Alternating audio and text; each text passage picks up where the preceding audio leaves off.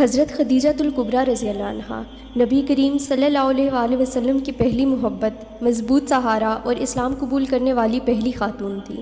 حضرت خدیجہ رضی اللہ عنہا، جن کے بارے میں نبی کریم صلی اللہ علیہ وآلہ وسلم نے فرمایا کہ اپنے وقت کی بہترین عورت حضرت مریم علیہ السلام تھی، اور اب اپنے وقت کی بہترین عورت حضرت خدیجہ رضی اللہ عنہا ہے۔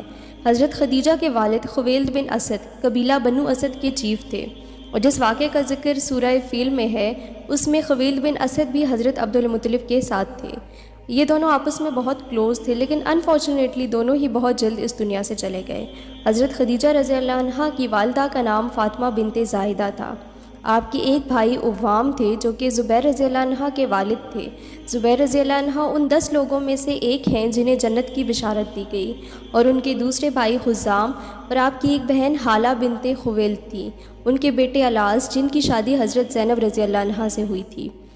حضرت خدیجہ رضی اللہ عنہ نبی پاک صلی اللہ علیہ وآلہ وسلم سے 15 سال بڑی تھیں۔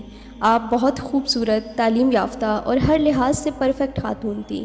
آپ رضی اللہ عنہ نے کبھی بتوں کو نہیں پوجا تھا، اور آپ کی پاکیزگی کی وجہ سے آپ کو طاہرہ کے لقب سے پکارا جاتا تھا۔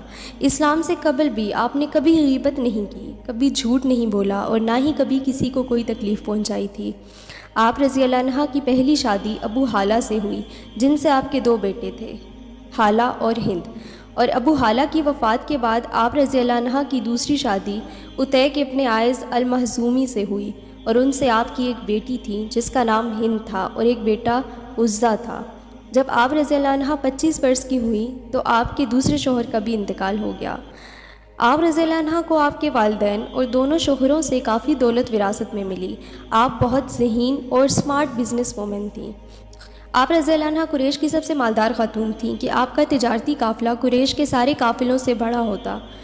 ایک روایت میں آتا ہے کہ آپ کا تجارتی قافلہ تقریباً 800 اونٹوں پر مشتمل ہوتا تھا۔ اسی نسبت سے آپ رضی اللہ عنہ کو قریش کی شہزادی اور قریش کی عورتوں کی سردار جیسے القابات سے نوازا گیا۔ آپ یتیموں، مسکینوں اور بے سہارا لوگوں کی مدد کرتی۔ آپ رضی اللہ عنہ کو ایک ایماندار تاجر کی ضرورت تھی جو آپ کے تجارتی قافلوں کو شام اور یمن تک لیڈ کرتا، کیونکہ آپ رضی اللہ عنہ نے کافی مرتبہ اپنے تجارتی معاملات میں ہیر پھیر کو نوٹس کیا تھا، جو کہ اب بڑھنے لگی تھی۔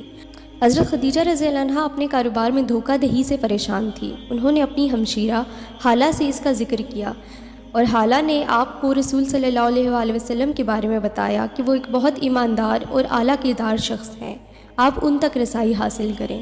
تو حضرت خدیجہ نے پوچھا کہ مجھے کس سے رابطہ کرنا چاہیے، جس پر حالہ نے کہا کہ آپ ان کے چچا ابو طالب سے بات کریں۔ چنانچہ جب حضرت خدیجہ رضی اللہ عنہا نے حضرت ابو طالب سے بات کی تو شروع میں حضرت ابو طالب نے ہچکچاتے ہوئے انکار کر دیا، لیکن پھر آپ رضی اللہ عنہا کے اصرار پر حضرت ابو طالب مان گئے، اور رسول صلی اللہ علیہ وآلہ وسلم اسی سال حضرت خدیجہ کا قافلہ شام لے کر گئے۔ اس سفر میں حضرت خدیجہ نے اپنے ایک غلام میسرہ کو آپ کے ساتھ بھیجا۔ آپ صلی اللہ علیہ وآلہ وسلم کی ایمانداری کی بدولت تقریباً وہ قافلہ دگنا ہو گیا، اور میسرہ نے جب واپس آ کر آپ رضی اللہ عنہ کو نبی کریم صلی اللہ علیہ وآلہ وسلم کی ایمانداری کے بارے میں بتایا تو آپ بہت متاثر ہوئیں۔ حضرت خدیجہ رضی اللہ عنہ نے جب رسول صلی اللہ علیہ وآلہ وسلم کی ایمانداری اور اعلیٰ کردار کا ذکر اپنی ایک دوست نفیسہ سے کیا تو نفیسہ نے کہا کہ آپ ان سے شادی کیوں نہیں کر لیتی؟ تو حضرت خدیجہ رضی اللہ عنہ نے نفیسہ سے کہا کہ وہ معلومات حاصل کرے کہ نبی کریم صلی اللہ علیہ وآلہ وسلم کیا چاہتے ہیں۔ جب نفیسہ نے رسول صلی اللہ علیہ وآلہ وسلم سے کہا کہ آپ شادی کر لیں تو آپ صلی اللہ علیہ وآلہ وسلم نے کہا کہ آپ کس کو سجیسٹ کرو گی، جس پر نفیسہ نے کہا حضرت خدیجہ رضی اللہ عنہ۔ تو اس پر نبی کریم صلی اللہ علیہ وآلہ وسلم نے فرمایا کہ خدیجہ مجھ سے شادی کیوں کریں گی؟ اس وقت نبی صلی اللہ علیہ وآلہ وسلم اور حضرت خدیجہ کے اسٹیٹس میں بھی بہت فرق تھا۔ نفیسہ نے کہا کہ میں ان سے پوچھتی ہوں، اور وہ دوبارہ حضرت خدیجہ کے پاس گئیں۔ پھر حضرت خدیجہ نے پروپوزل بھیجا۔ جب حضرت ابو طالب واپس آئے اور ورقہ بن نوفل نے شادی کے انتظامات سنبھالے، اور اسی طرح طاہرہ کی شادی الامین سے ہوئی۔ سبحان اللہ۔ یہاں ایک خواب کا ذکر کرتے ہیں جو حضرت خدیجہ رضی اللہ عنہا نے شادی سے پہلے دیکھا تھا۔ انہوں نے دیکھا کہ سورج آسمان سے اتر کر ان کے گھر میں آیا ہے۔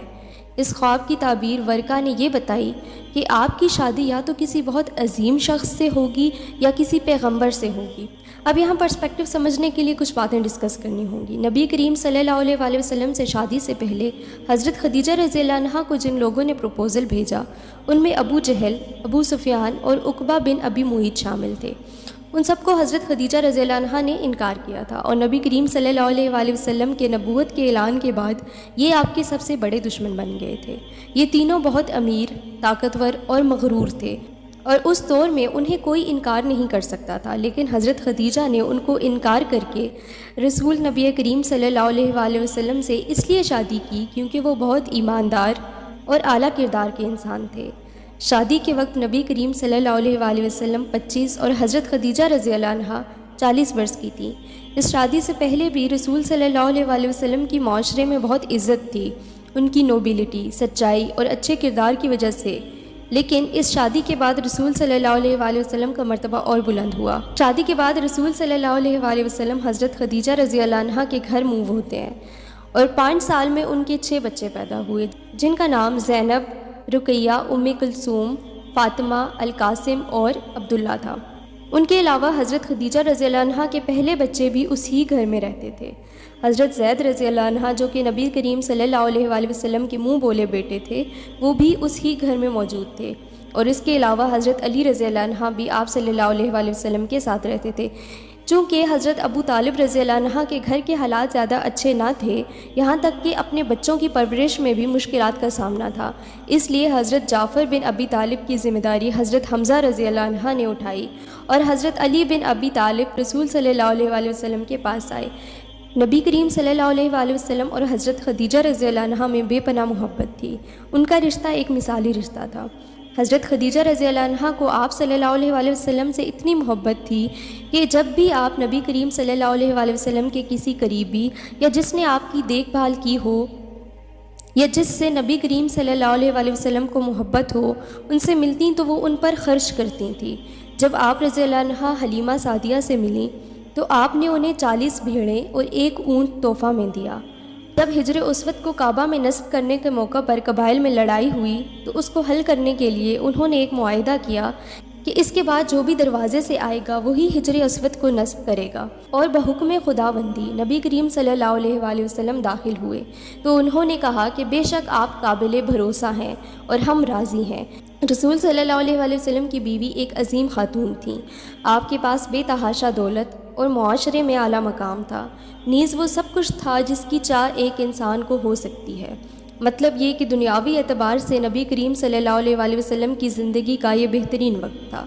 اس ویڈیو میں ہم نے نبی کریم صلی اللہ علیہ وآلہ وسلم اور حضرت خدیجہ رضی اللہ عنہا کی ملاقات سے لے کر شادی تک کے واقعات کو ڈسکس کیا۔ اب نبی کریم صلی اللہ علیہ وآلہ وسلم کو نبوت ملنے اور اس کے بعد کے حالات و واقعات کے لیے نیکسٹ پارٹ کا انتظار کیجیے۔ جزاک اللہ۔